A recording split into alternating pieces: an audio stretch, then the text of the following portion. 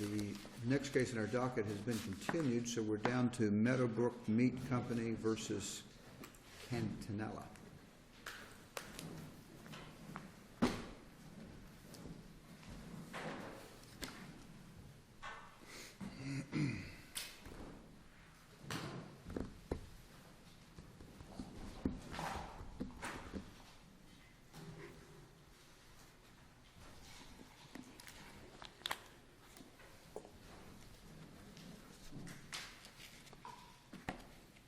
Proceed.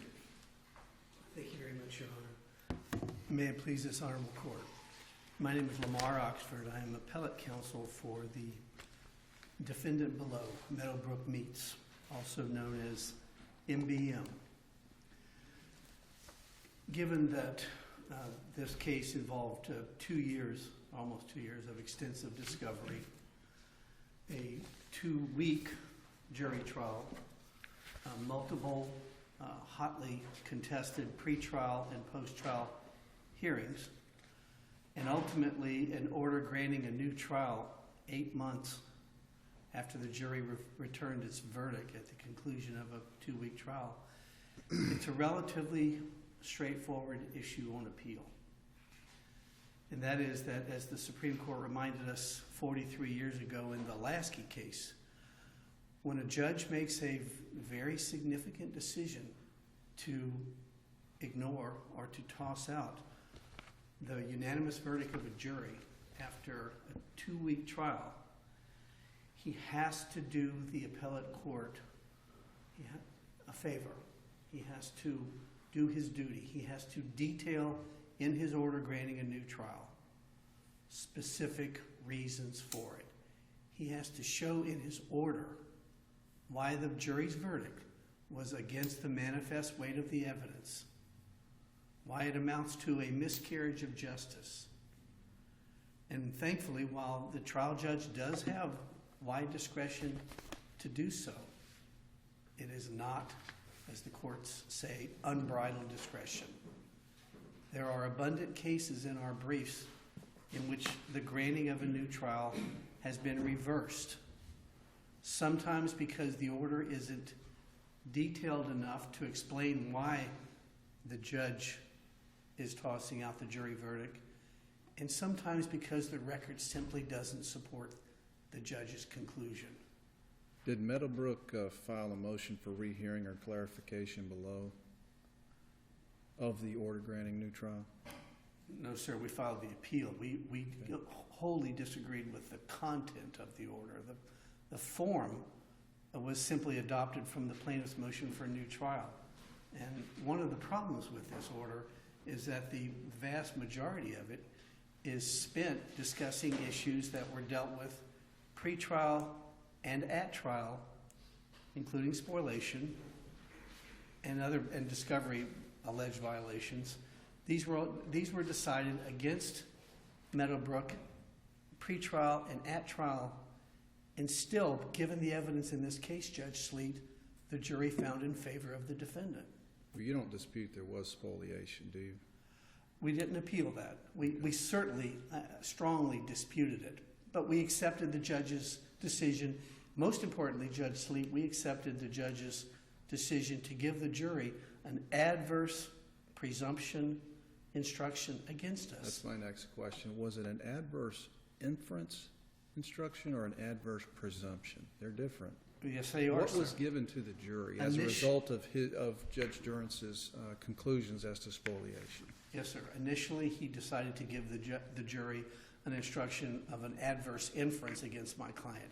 During trial, Judge Durance changed his mind and made it an adverse presumption. But the jury is to presume that there was evidence that should have been preserved by Meadowbrook and wasn't, so the jury can presume that it would be evidence of negligence. Despite that, it seems the jury may have disregarded that instruction. One could conclude. Well, one could conclude, but given the abundant evidence against the plaintiff in this case, Your Honor, the only reasonable conclusion was that the plaintiff had lost all credibility to this jury, and that the abundant number of witnesses who testified that this dock leveler at issue was functioning properly. And the fact that the silent witness, the video, showed Mr. Catanella, the plaintiff, walking back and forth over this leveler before it suddenly shows him lying down on it. And then all the evidence from the doctors. Well, did the video actually capture that moment in time when the accident occurred or not? It did not, and there was no explanation from either side, experts or otherwise. Do I understand you to say that if there's a dangerous condition, a lip or whatever, and somebody walks over 2 or 3 times and then falls the next time, that's evidence that wasn't really a danger because he successfully negotiated a couple times? Well, Is that what you're saying? it's not conclusive, but absolutely it's evidence, Your Honor. The video did show Mr. Catanella walking back and forth over it. And Mr. Catanella himself admitted he never saw any raised aspect of the leveler. So because he made it back over 2 or 3 times, the jury should conclude, well, it really wasn't very dangerous because he did it 3 or 4 times, so he ought to be able to do it every time. It's not unloading a truck. It's not conclusive, Your Honor, but it is evidence, no question about it. It goes to the weight, Your Honor. So this jury drew that inference. They disregarded a presumption of a presumption that the evidence would have shown something there against the defendant. Against the defendant. They disregarded all of that. Well, Your Honor, I mean, for the jury, the jury made a finding somehow that we did. Contrary to this, there is enough evidence to say that really didn't happen. there's no question that the presumption is rebuttable, Your Honor. Oh, I understand, but that's what I'm saying. And the jury found that the evidence was sufficient to rebut that and to draw the inference that it really wasn't a danger because he negotiated a few times, so therefore he ought to be able to negotiate it every time. It was sufficient to support that inference as well. Yes, sir. There was abundant evidence that there was no raised portion of this leveler at all. Everyone who inspected it, including non-employees of my client, said that it was functioning properly and that there was no problem. It appeared from the testimony that Mr. Catanella was backing up, unloading something off his truck, and fell. What caused it became the jury question. Despite that presumption about missing evidence, ultimately the jury decided that presumably that Mr. Catanella's description of what happened to him was not credible, and that whatever the defendant did, if anything, wasn't a legal cause of the injuries that he was claiming. This case it's really the opposite of a case in which a judge can point to one witness and the presumption and say that alone should have resulted in a verdict of liability. And yet that's what the order says. Well, you know, the order really, it's only, you get to paragraph 36 before the court says anything about the manifest weight of the evidence. It seems to me that the court's attention was more focused on juror misconduct and discovery violations. Yes, ma'am. And that those really were the driving force behind granting the motion for new trial, but you focused extensively on this manifest weight of the evidence argument, and you've hardly touched on the, in particular, the juror misconduct issue. I will gladly do so. Why wouldn't that support the motion for new trial? The order granting the new trial. There was multiple reasons laid out in our briefs. Well, I think you got maybe to your reply brief before you talk much about it. And you're trying to argue that it's not material. We could talk procedure. The plaintiff's attorney didn't even ask these jurors hardly any question about their litigation history. Shouldn't they be entitled to rely on the questionnaires? They can rely on them, but the case law says that if you don't do your due diligence and ask questions and essentially receive a lie in response. Does that due diligence require you to re-ask? If a question's been asked and answered, does due diligence say, well, now you can't rely on that, you've got to re-ask? Well, I mean, there is, Like, Your did you Honor, really mean there it is when case you said law. you only had one lawsuit? I mean, you're supposed to ask that? There's no proof that that gentleman was involved in any more than that one lawsuit. Your Honor, you're talking about a supplement to a motion for new trial long after the 10-day procedural rule post-verdict for filing a motion for a juror interview, which was never filed here. 2 months later, plaintiff's attorney freely admits that he went on an internet search and he found some references to people named Paul Roberts and some lawsuits they had been involved in. Well, there's no due diligence there anyway. But even then, there's no evidence. The judge didn't ask for a juror interview. There's no indication that it was the same Paul Roberts. They involved foreclosure actions in which he had been one of 8 or 12 defendants. Well, the trial court was satisfied at the hearing that this was indeed the same juror. So what evidence was proffered before the court to warrant a conclusion that this was indeed this particular juror? None whatsoever, Judge. You can't just come in and willy-nilly say, well, I found on Facebook a man named Paul Roberts, and the judge just accept it. That is not how our system of jurisprudence works. And yet, Judge Durrance appears to have simply accepted it as is. And then you get into the issue, Judge Kelly, of plaintiff not even having any peremptory challenges anyway, of the plaintiff's attorney not asking any questions about criminal history or litigation history, and about both juror Roberts and juror LaFosse, the one involved with alleged prior criminal history, both saying they would have no bias whatsoever. The plaintiff's attorney did ask juror LaFosse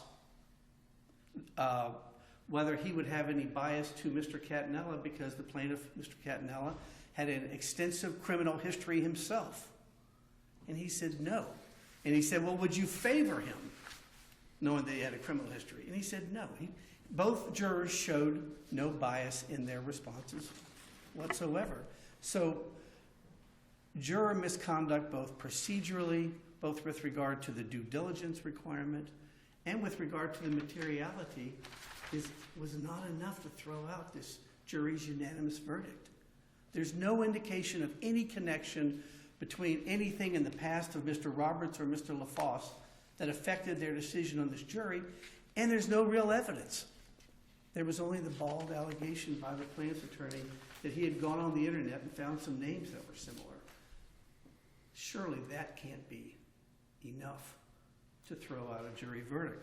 Well, let's assume the jury or those particular jurors were untruthful about litigation history, 1, and untruthful about prior criminal convictions, 2. Case law has found those particular issues to be material.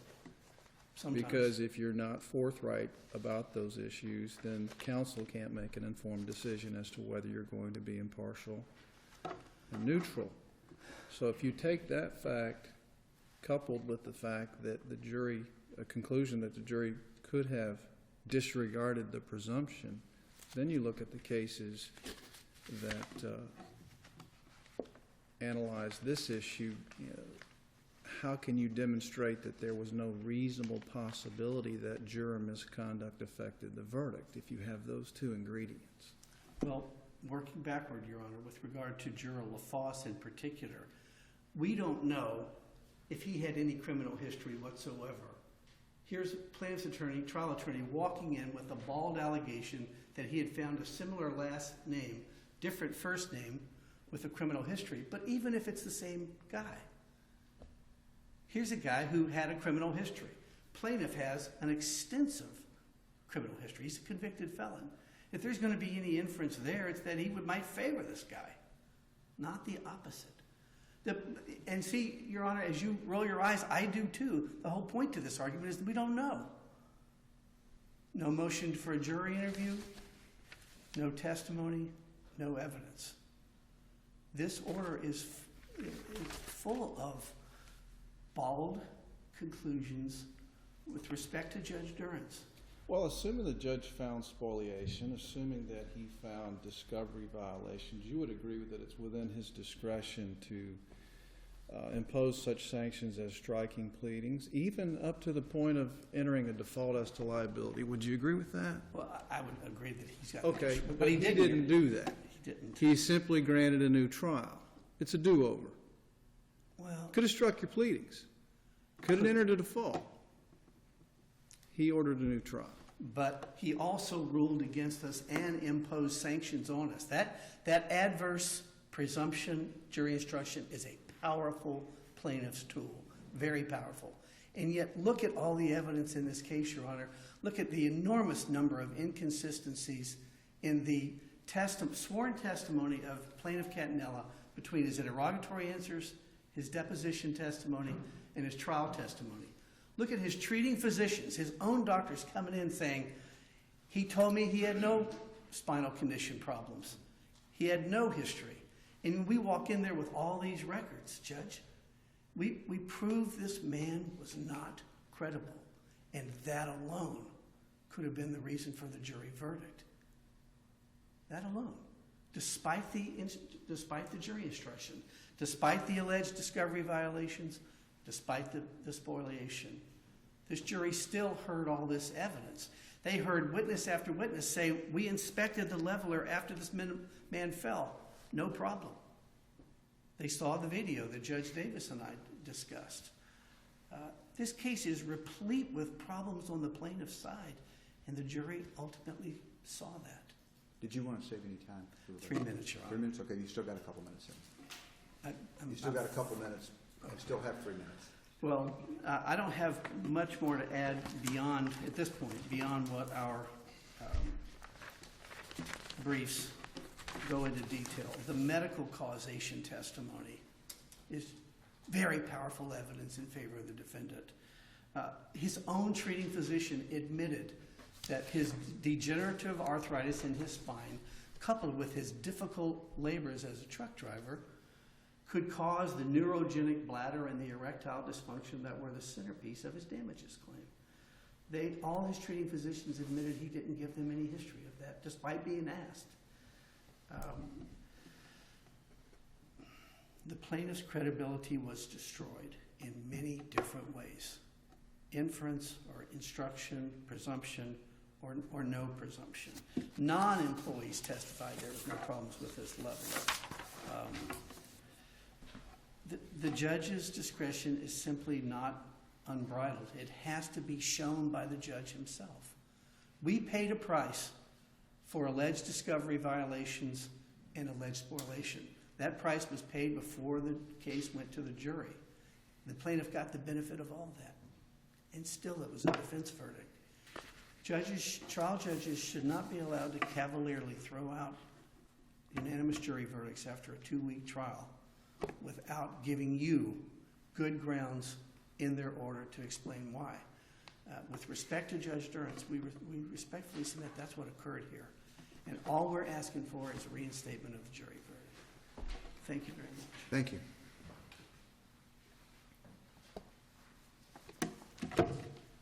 May it please the court. My name is Doug Stein. I represent the plaintiffs, appellees Michael and Eileen Cantanella. Any discussion of an order granting a motion for new trial must begin with this court's recent holding in Moore v. Gillette that the standard of review applicable to an order granting a new trial is a heightened abuse of discretion. Not a simple abuse of discretion, a heightened abuse of discretion. And, as this court held, the trial court's decision to exercise its discretion to grant that new trial is presumed to be correct. With that standard in mind, as was discussed here, the trial court granted a new trial on 2 separate and distinct grounds. First, I'd like to discuss the juror misconduct. There are 3 elements that need to be shown in order to establish that juror misconduct warrants a new trial. Number 1 was the information that was at issue relevant to jury service. Well, let's start back before 1. Yes. And that is, how do we know that the information you're talking about is personalized to these particular jurors and not somebody who has a similar name? Judge, the information that was provided to the trial court was supported with photographs, personal information regarding family members, which would be unique to these particular jurors, addresses, past addresses where these jurors had Those were all lived. presented to trial court at trial. Correct. I mean, at the hearing. Correct, Okay. correct. To the extent that the appellant feels that that was insufficient, they could have rebutted it. They could have submitted evidence of their own. They complained that the appellees, that the Cantanellas did not timely request a jury interview, which is totally irrelevant and not required in order to file a motion for new trial based on juror misconduct. The appellant could have requested a juror interview to see whether these were, in fact, the jurors that were portrayed in the information that was provided to the trial court. I apologize for interrupting that thought, but I wanted to get square one. Now we know we're talking. Absolutely. Your position, you're talking about the same people. Now go ahead and tell us why. Correct. Okay. So first element is the information that was not disclosed relevant to jury service. As Judge Sleet mentioned, there are many cases. In fact, the De La Rosa case out of the Supreme Court, which states that prior litigation history, prior criminal history is absolutely relevant. That is relevant. It could be relevant to whether those particular jurors have a bias against litigation or the court system in general, against particular types of parties, whether they be in favor of plaintiffs or in favor of defendants, particular types of people, whether they're in favor of big companies or small employees. In this particular case, the relevant histories of these two jurors were particularly important. These questions were asked in the questionnaire? From the trial court, that is correct. The trial judge asked them, or was it just a written questionnaire? I believe it was a written questionnaire. The questions were simple. Anybody could understand them. Those questionnaires were then made available to counsel? Correct. And were those questionnaires a part of the record? They are, Judge. And did those questionnaires have a question that you have to answer yes or no, or is it simply an open-ended, if you've had this, please disclose? What I'm getting to is there a difference between silence or failure to respond and an out-and-out denial? Correct, Judge. So the one guy acknowledged one lawsuit, he just didn't acknowledge the others. And is there a difference between that and saying, I never have? The exact questions were, have you ever been arrested or prosecuted or charged with a crime? And have you or a family member ever filed a lawsuit or been sued? So it was a yes or no, which would be a denial. And I think the case law is pretty clear that either way, it would still be. So if I answer yes, I had one prior lawsuit and didn't tell you about the others, is that the same thing as saying yes, one and only one, or yes and oh, I forgot? I think that the cases are pretty clear that the failure to disclose is sufficient concealment, which is one of the relevant issues. And so the fact that one of the jurors failed to disclose any of the civil litigation history, which included litigation against his own company, which could, of course, be relevant in a case against a company, such as the appellant in this case.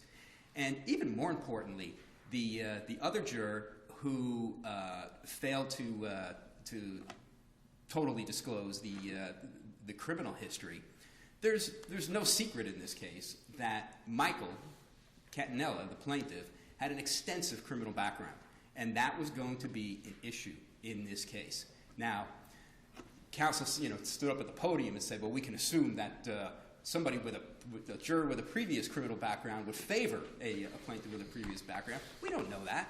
We don't know how anybody would react, and of course, it was the plaintiff's right to have the ability to question those jurors and discover how they would react, and we were denied that opportunity. Well, how do you respond to their argument that you didn't have any peremptory challenges anyway? Well, Judge, I think that's a straw argument. We had all our peremptory challenges when that questionnaire came to us, and we can assume, the law is absolutely clear, that we can assume that those answers are correct, and there's no reason to ask additional questions.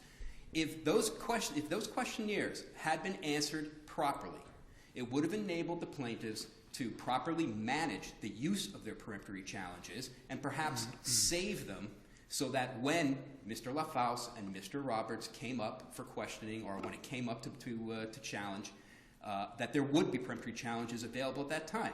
But because they untruthfully answered those questions, the plaintiffs didn't properly manage their peremptory challenges, or didn't have the ability because they were unaware that the questions were untrue.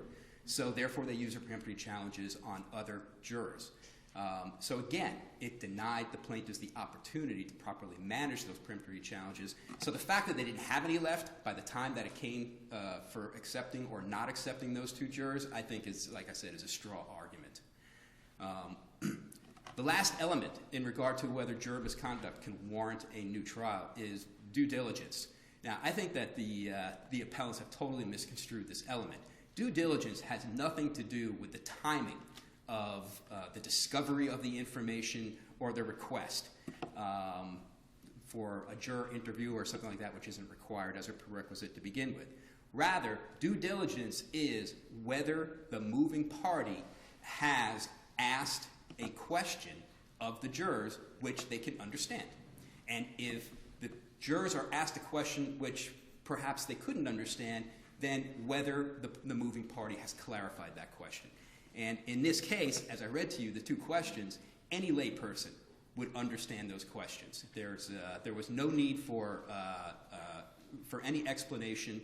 They were clear, unambiguous, and therefore the due diligence issue or element was satisfied.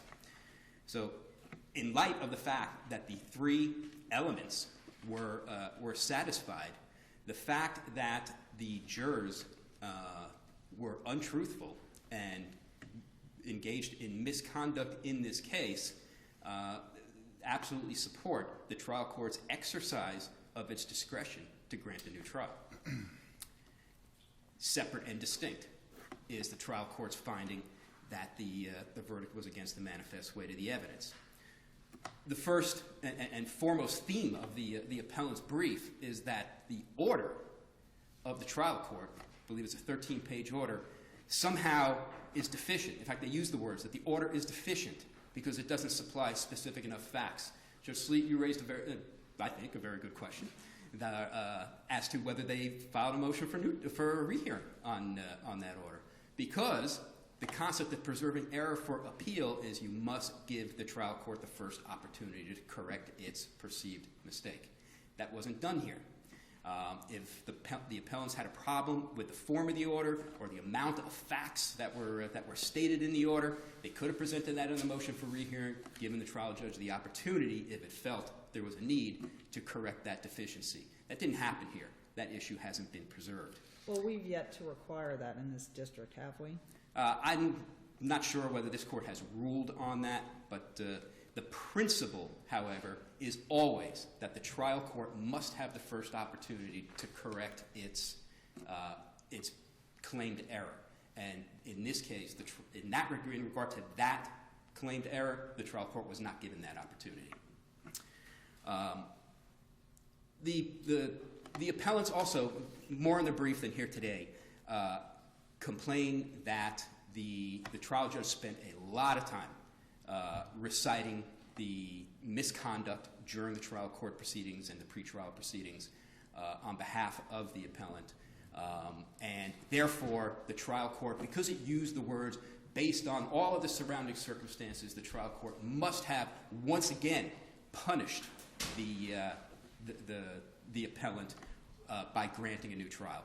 Well, again, as Judge Sleet, as you pointed out, the trial court could have punished them a lot more severely. And in fact, in their motion for new trial, the plaintiffs asked the trial judge to do just that.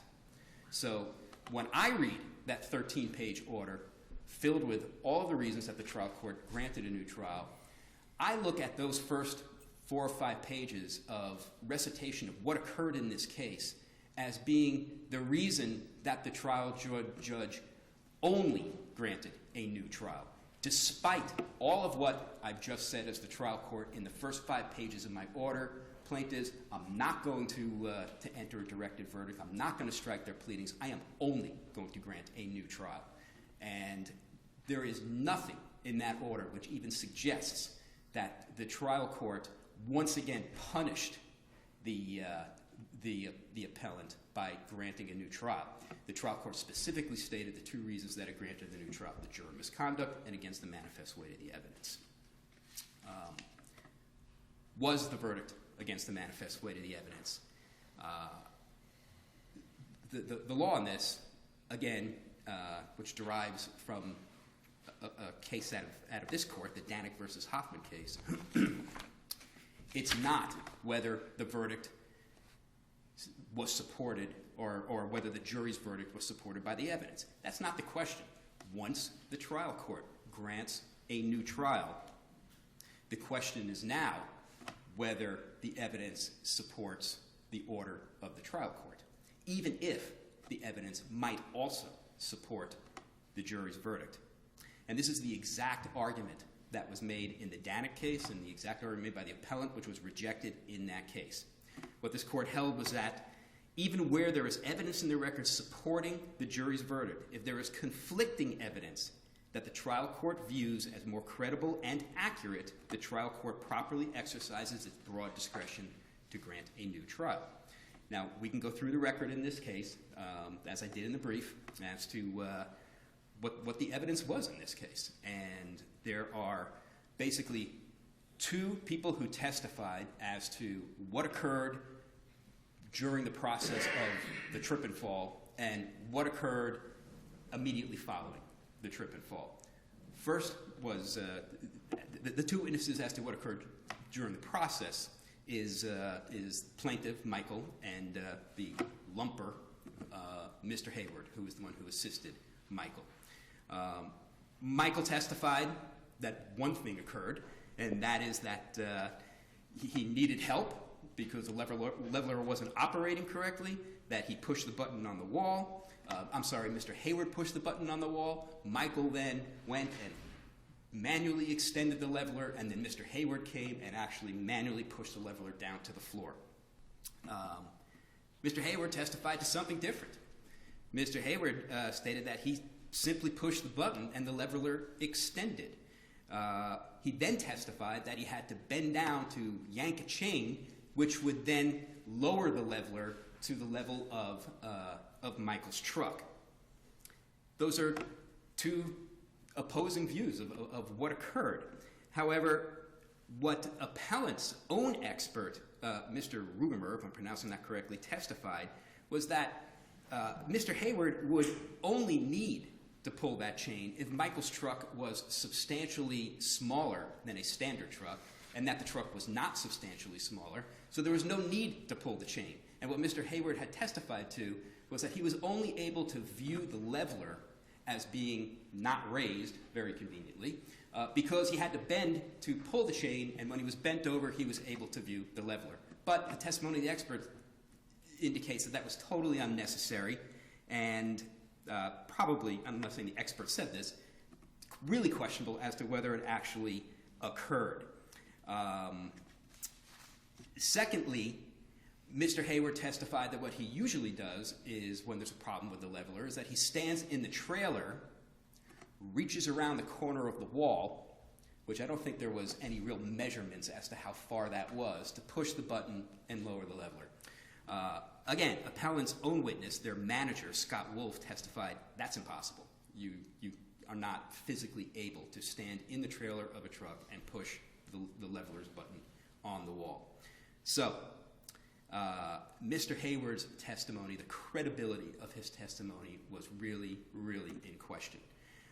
Then the other two witnesses were the paramedic and Mr. Gesselman, who was the appellant's supervisor.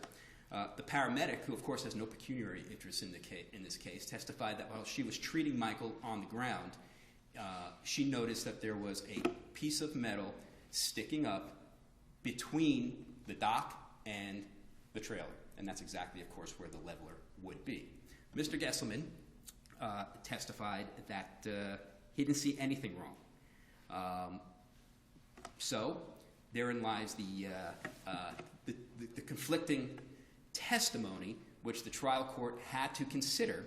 And it's interesting, in their brief, the appellants accused the trial court of sitting as a seventh juror, but the Supreme Court in Brown versus the estate of Stuckey and this court in Danek stated that the trial court, when it's considering a motion for new trial, based on that it's against the verdict's against the manifest weight of the evidence, must, and that is a word the Supreme Court uses, must consider the credibility of the witnesses.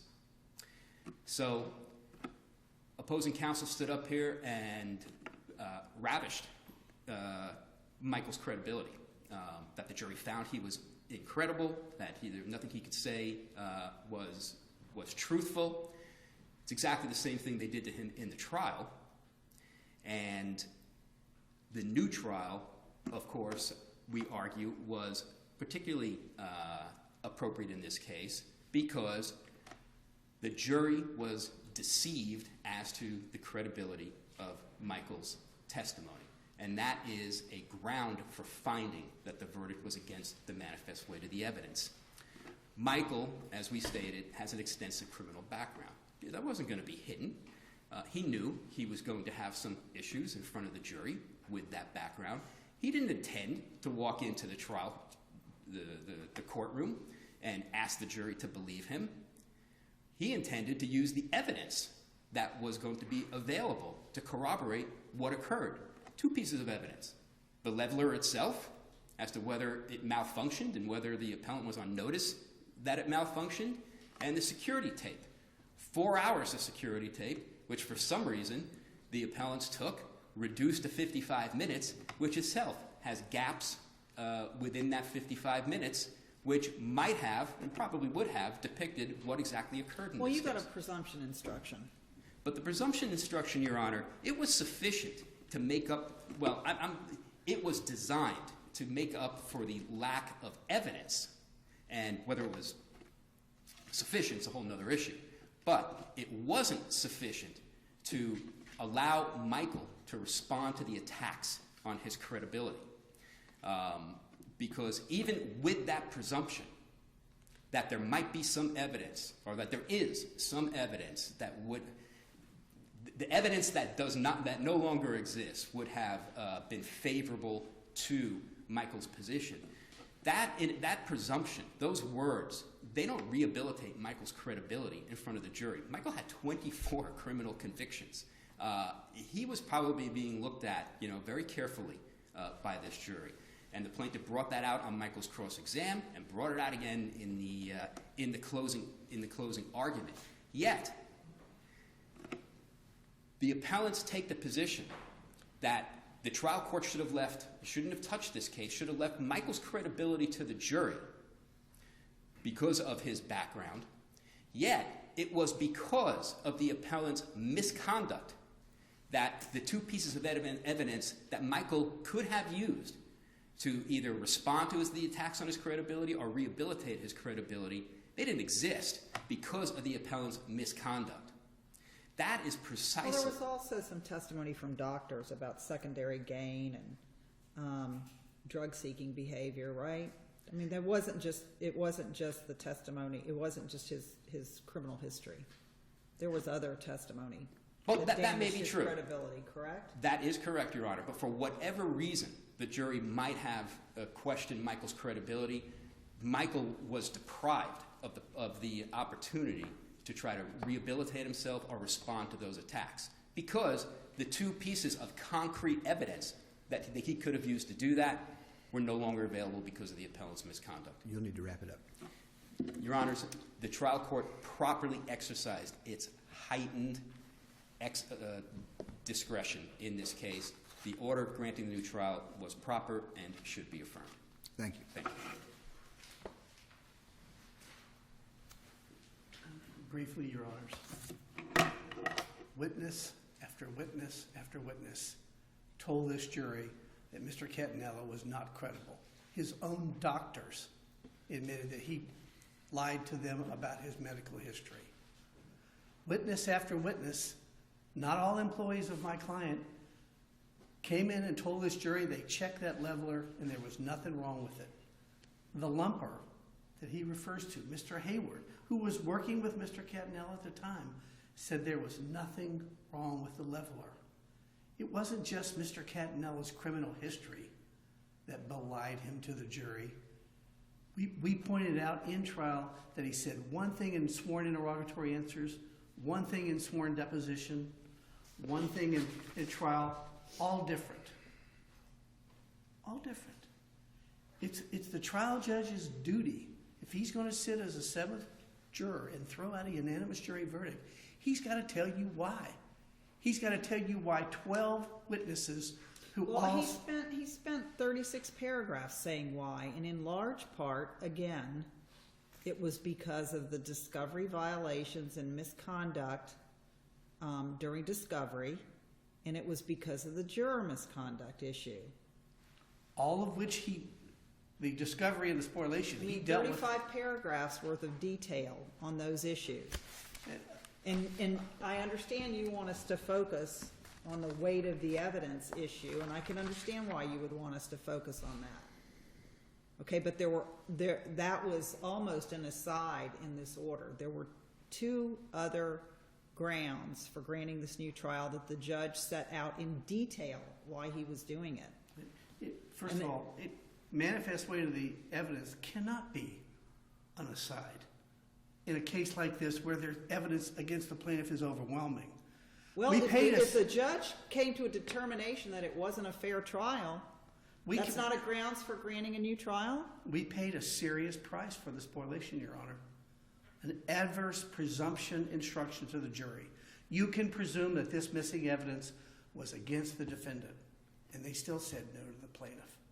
So you're saying once you were punished, that couldn't form a basis for a new trial? That history of misconduct combined with the juror misconduct, the judge couldn't just come to the conclusion that this wasn't a fair trial, there wasn't a level playing field here, we're going to have a do-over? That was an abuse of discretion? Absolutely. Okay. Your Honor, given the evidence in this case, sure, he has discretion. Trial judges have a lot of discretion, not unbridled. But we paid the price for the spoliation. The discovery violations, look at our briefs. Red herrings. The juror misconduct is ultimately a red herring. Plaintiff's attorney never even asked anybody on that veneer about prior litigation history and about criminal history. There's case law that says if a misstatement is made on a juror questionnaire, that's not enough for a whole new trial. But regardless, the lack of peremptory challenges, the fact that he didn't even probe that issue, the fact that the alleged juror who had prior criminal history, the plaintiff had prior criminal history, the fact that Mr. Roberts on a Facebook search may have shown more litigation history than he admitted, which he did admit, plaintiff's attorney didn't follow up on that at all because he didn't care. You need to wrap it up. We asked you to look at the forest and not the individual trees. This jury worked hard. There was a ton of evidence demonstrating a lack of credibility in the plaintiff, and ultimately the jury ruled that way. We respectfully request that you reinstate. Thank you very much. Thank you.